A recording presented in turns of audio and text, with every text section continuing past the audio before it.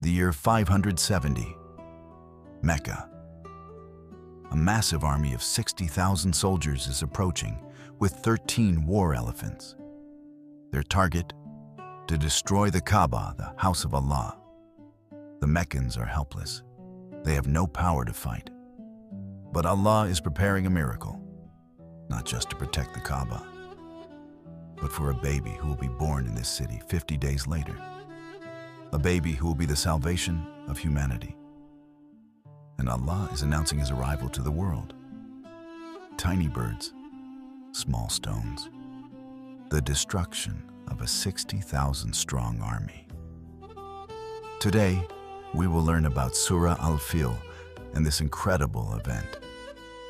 Surah Al-Fil is the 105th chapter of the Qur'an, only 5 verses. But behind this brevity lies one of the most magnificent miracles in human history. This surah was revealed in Mecca. It is the 19th surah in the order of revelation. So what does this surah tell us? It tells the story of an event that occurred approximately 50 days before the birth of Prophet Muhammad, known in history as the event of the elephant. This event was so significant that the Arabs used it as the beginning of their calendar for years. They would say, in the year of the elephant, before the year of the elephant.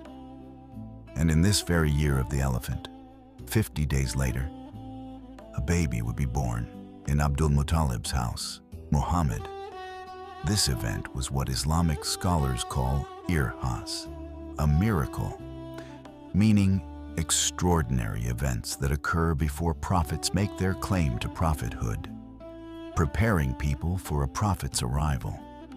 Now let's learn both this magnificent event and Surah Al-Fil with its verses.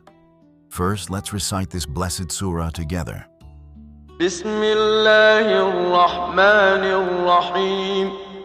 ألم تر كيف فعل ربك بأصحاب الفيل ألم يجعل كيدهم في تضليل وأرسل عليهم طيرا أبابيل ترميهم بحجارة من سجيل فجعلهم كعصف مأكول. The meaning. Have you not seen how your Lord dealt with the companions of the elephant? Did he not make their plan into misguidance? And he sent against them birds in flocks, striking them with stones of baked clay, and he made them like eaten straw.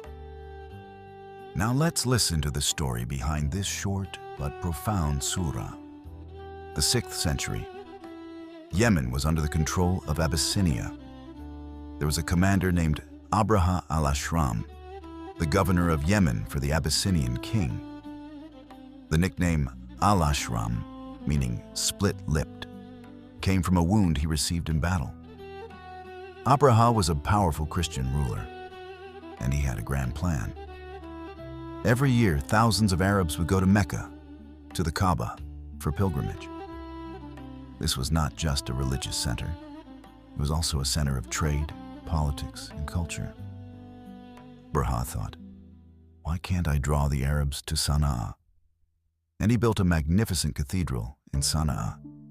Its name, Kaalis or Kaalis. He brought marble and mosaic craftsmen from the Byzantine Empire.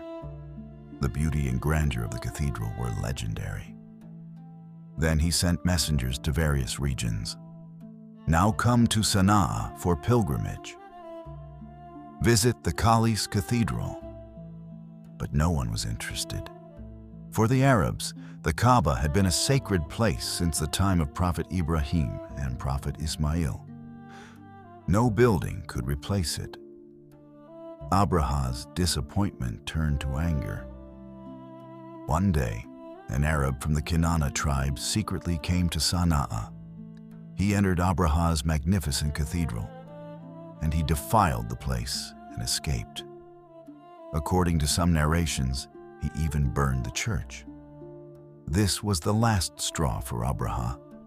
He became furious with rage, and he swore, "I will not rest until I destroy the Kaaba."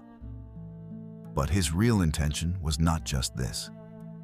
The great scholar Fakhr al-Din al-Razi notes a very important point about this. In the verse, Abraha and his army's plans are described with a word meaning scheme or plot. But the idea of destroying the Kaaba was already public, no longer a scheme. So this word indicates Abraha's secret plans. That is, not just destroying the Kaaba, capturing Mecca, enslaving the Arabs, controlling the region's trade routes, destroying the Quraysh. These were Abraha's true intentions. And so Abraha prepared a tremendous army. Sources say this army consisted of 60,000 men. There were 13 war elephants. At the front, a giant elephant named Mahmud. They marched from Yemen toward Mecca. Along the way, some Arab tribes tried to resist them. A leader named Du Nuwas gathered his people and fought against Abraha. But he was defeated and captured. Nufail ibn Habib, the leader of the Qas'am tribe, also tried to resist. He too was captured. Abraha used him as a guide. When the army reached Taif, the people of Taif surrendered. They said, "We will not fight you. Just don't touch our deity Lot." Abraha accepted. The people of Taif gave him a guide named Abu Rigal to show him the way to Mecca. Finally, the army came and camped at a place called Mughamass near Mecca. Abraha sent advanced cavalry units to Mecca. These units seized the herds around Mecca. Among them were 200 camels belonging to Abdulmuttalib, the leader of the Quraysh and the grandfather of Prophet Muhammad. Abraha sent a messenger to Mecca. "I have only come to destroy the Kaaba. If you do not oppose me, I will harm no one. I want to meet the leader of Mecca." The messenger met with Abdulmuttalib. Abdulmuttalib at that time was the chief of the Hashim clan of the Quraysh, an elderly, wise, respected leader. He gave this answer to the messenger: "I swear by Allah, we do not want to fight him. We do not have the power either. But the Kaaba is the house of Allah. Protecting it is his affair." Then he went to Abraha. Abraha was very impressed when he saw Abdulmuttalib. He was a majestic, noble man. He showed him respect and asked him to sit beside him. Through translators, Abdulmuttalib explained his problem: "I want my camels back." Abraha was surprised. "You are such a magnificent man. But you don't plead with me for the Kaaba, you ask for your camels?" Abdulmuttalib's answer was inscribed in history: "I am the owner of the camels.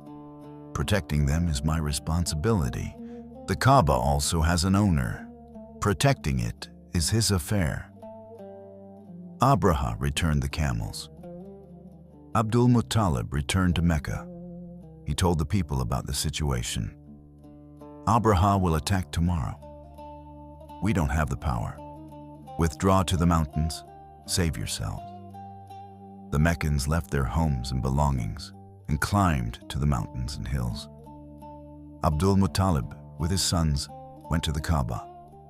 He held the ring of the Kaaba's door, and he pleaded with Allah, "O Lord, even a servant protects his own house.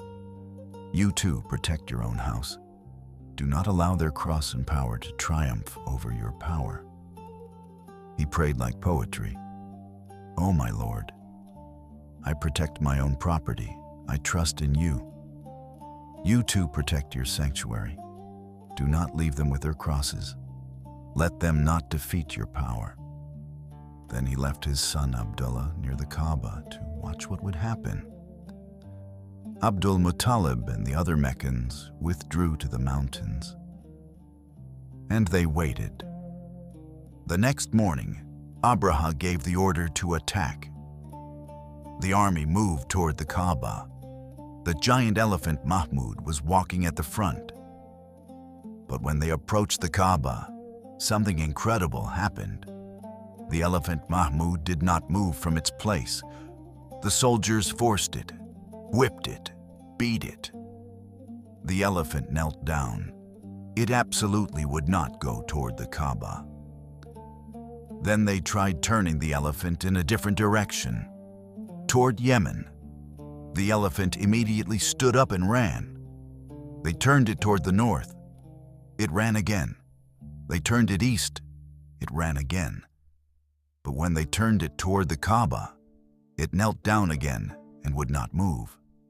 The great scholar Fakhr al-Din al-Razi notes about this event. In the Surah, Abraha's army is called companions of the elephant, rather than owners of the elephant or masters of the elephant. This is very meaningful, because those who set out to destroy the Kaaba were not more intelligent than the elephant. The elephant knew not to go to the house of Allah, but they didn't. That animal was smarter than them.